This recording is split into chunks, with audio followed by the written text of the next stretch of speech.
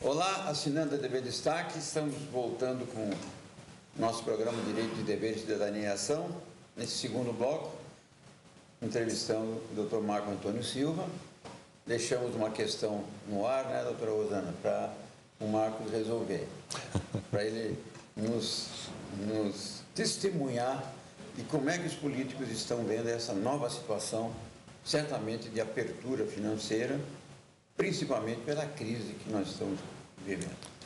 Então, acho que convém fazer alguns recortes, né? O primeiro, e que aí ele fazendo até paralelo com a afirmação antes do encerramento do primeiro bloco, como é que o cidadão enxerga isso? Será que o cidadão olha e fala assim, doação para candidato? Não, dinheiro meu ninguém vai ver. Eu acho que o momento ninguém vai ver. Ruim, né? Mas isso não é uma coisa que nós podemos dizer que acontece de uma forma unânime, né? Existem pessoas que têm essa militância, é uma quantidade de pessoas menor, e isso, inclusive, chama atenção.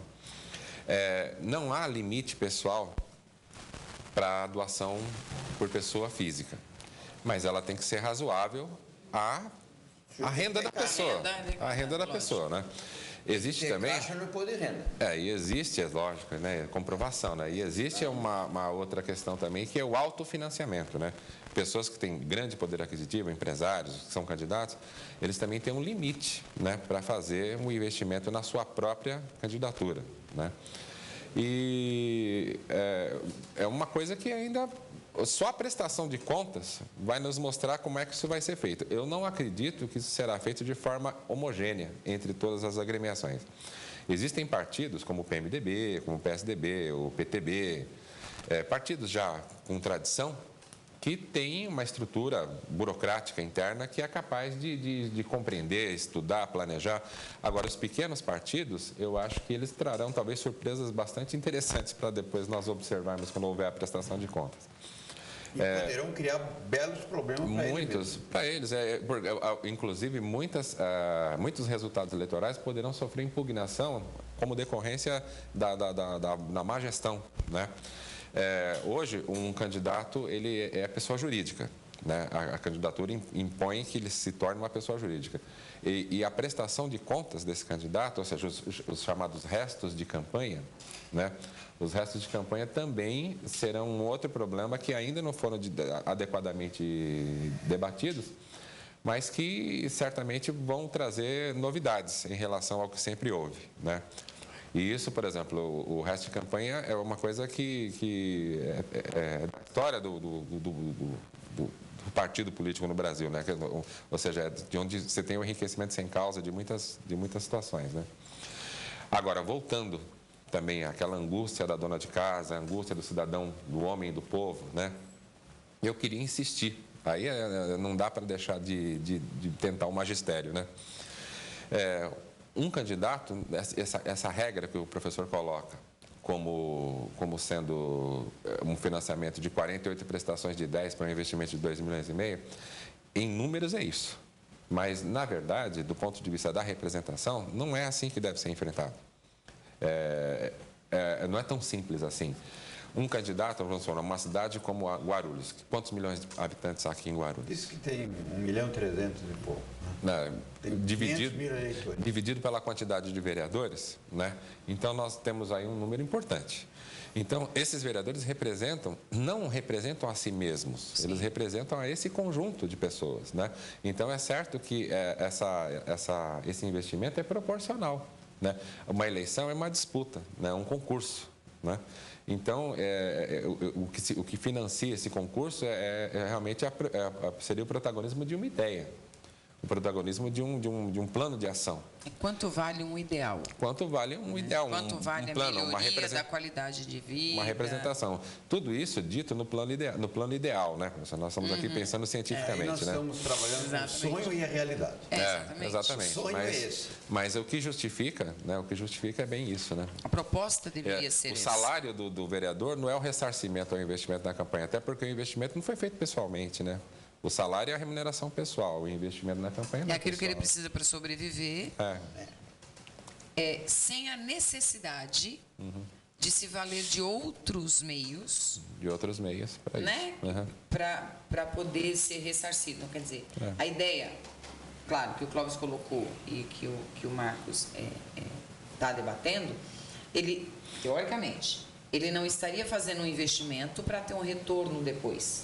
E aí a ideia, poxa, o retorno é muito pequeno para o investimento que ele fez. Então, na ideia de alguns, e infelizmente o momento atual Sugere, né? sugere, é que ele faz de um tudo para ingressar naquela carreira, para ter vantagem pessoal e para favorecer os seus.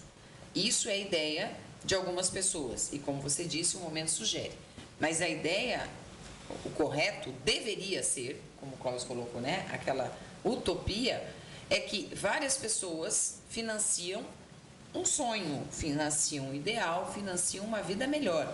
E isso, teoricamente, não teria preço. É que, infelizmente, não é isso que a gente vê. A pessoa ingressa e, de vez em quando, você vê a mãozinha dele de longe fazendo tchau para você. Não, e a bem da verdade, a grande culpa de tudo isso é a falta de uma estrutura partidária séria. Hoje nós vemos aí vários representantes no Congresso Nacional, e inclusive um ex-representante que me parece um homem muito inteligente, o Fernando Gabeira, ele falou assim, não existe nenhuma possibilidade de que se faça um trabalho ideológico, um trabalho correto, um planejamento de futuro com 39 partidos. Né?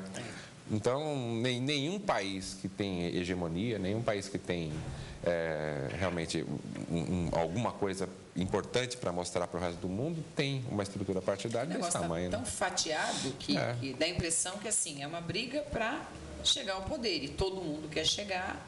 E aí ele vai criando outro partido para poder ter uma chance maior. É uma coisa... Por isso que eu disse, eu jamais seria candidata a coisa nenhuma. Acho que agora, diz uma coisa para mim, Marco. Existe uma interpretação, então, do Tribunal Superior Eleitoral, né? Que não é lei, mas é uma interpretação. É aquilo que a gente está falando de judicialização. Na verdade, hoje os tribunais estão legislando mais do que o próprio legislativo. Acho que o legislativo... Por omissão dele, né? Está um pouquinho devagar, né? Meio preguiçosos. Por causa da coalizão, né? Tem nova regra. E vai ter quem fiscalize isso, porque não adianta nada ter a regra, e a gente sabe que aqui no Brasil a regra é a regra. Como é que vai ser isso aí? Bom, professor, eu tenho para mim o seguinte, que... Sabendo que o tribunal está com menos recurso para fazer eleição.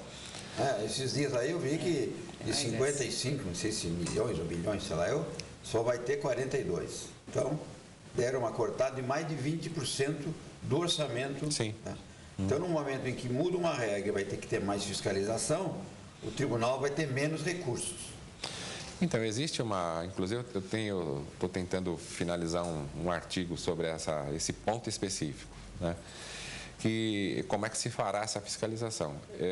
Uma coisa que é muito importante, no meu modo de ver, é que a Justiça Eleitoral nunca foi tão forte, porque ela nunca teve tanto protagonismo e tanta evidência. Está no foco. Né? Está no foco. E por um lado, né? E de outro lado, nós temos também nas redes sociais e também hoje com o Ministério Público Eleitoral mais presente, mais ativo, né? O Ministério Público também tem uma importância muito maior e o acesso a ele é uma coisa que está muito mais simples para as pessoas. Nós vamos ter muita denúncia. Haverá muita denúncia. E acho que dentro daquela situação que a gente enxerga às vezes próximo de um bastidor, é o medo que uma candidatura tem da outra, não é nem da sociedade. Né? Pessoas que sabem como funciona, percebem que está havendo abuso, que está havendo mais dinheiro do que está sendo declarado.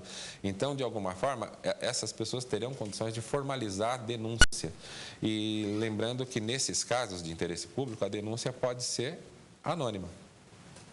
Né? Aí, então, um vai investigar o outro. Um investiga o outro. Né? Então, isso vai tornar mais vilipendioso o relacionamento entre eles. Né? Agora, se nós colocarmos, por exemplo, nessa relação binária que se instala dentro da sociedade, entre esquerda e centro, esquerda e direita, né? Entre PT e PSDB, por exemplo, né? Só para dar uma ideia. Nós temos aí o desejo, imagine quantas denúncias não serão feitas, né? Se um candidato começa a crescer, é lógico que ele passa a ser o centro dessa atenção, né? Ele passa a ser mais o centro da atenção. Interessante. Eu vou te fazer um outro questionamento aqui. Você até no início, na sua introdução, você mencionou isso. Clóvis te perguntou da fiscalização, né? Agora eu te questiono, se apurada esse desrespeito a essa regra, a transgressão, quais as principais consequências para aquele que não observar essa nova sistemática aí de financiamento eleitoral?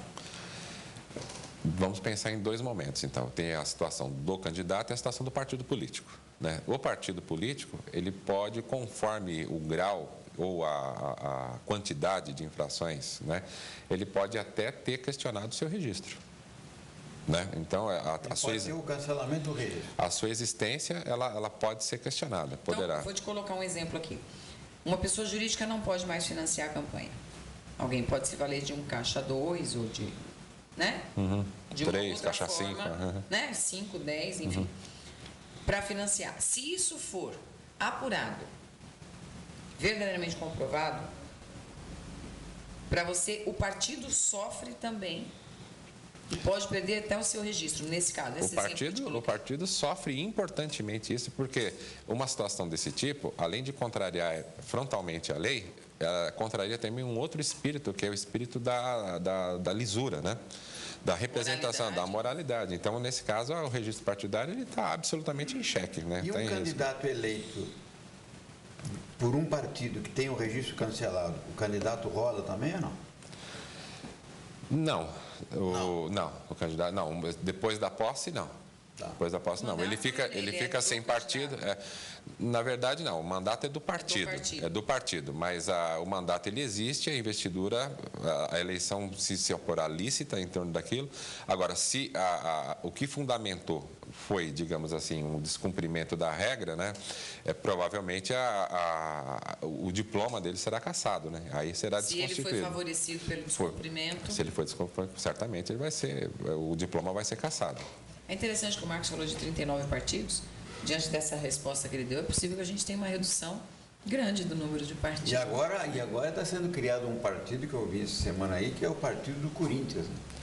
É o 40º. Será que será o maior partido ou não?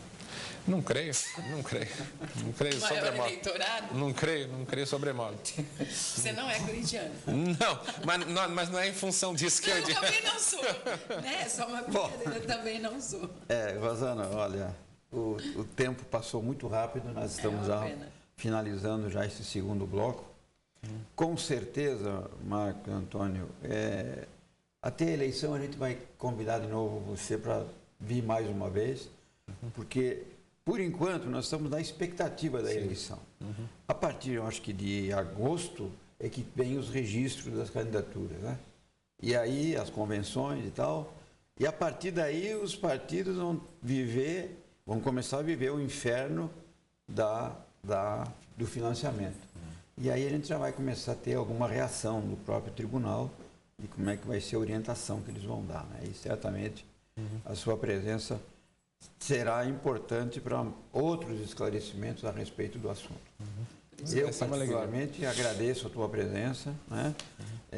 Foi esclarecedora, é um assunto que está na onda, como se fala, em razão de todas as consequências que esse financiamento no passado já tem trazido para a política nacional. Eu agradeço a doutora Rosana, alegria de compartilhar com ela mais esse programa. E, da minha parte, o meu muito obrigado por tuas considerações finais. Não, em primeiro lugar, registrar, sim, fortemente a alegria de estar aqui, de reencontrá-los, né, de poder oferecer uma modesta contribuição a um debate que é vivo, né? E o meu desejo, como consideração final, é que exista efetivamente o quanto mais participação possível por parte do eleitor. Nós vamos ter o país que nós queremos a partir do momento em que nós nos assumirmos como protagonistas desse país, né? A narrativa ela tem que se pertencer um pouco mais ao eleitor também, né? o meu desejo é sinceramente, que Deus nos abençoe com essa luz, né? Com essa luz e permita que o eleitor tenha realmente um papel mais importante, né? Que assim seja. Bom, de minha parte, Marcos, mais uma vez, muito obrigada. Como o Clóvis disse, esclarecedor. E o nosso telespectador, que às vezes não tem muita fonte de informação de qualidade, ele foi premiado com os seus esclarecimentos de maneira simples, tranquila, né? Sem delongas, porque é essa a proposta, né, Clóvis? Não, sem do dúvida. programa, né? Primar pela Cidadania. A você, telespectador, mais uma vez, muito obrigada pela sua audiência e uma boa semana, com muitas alegrias, muitas bênçãos. Abraços a todos.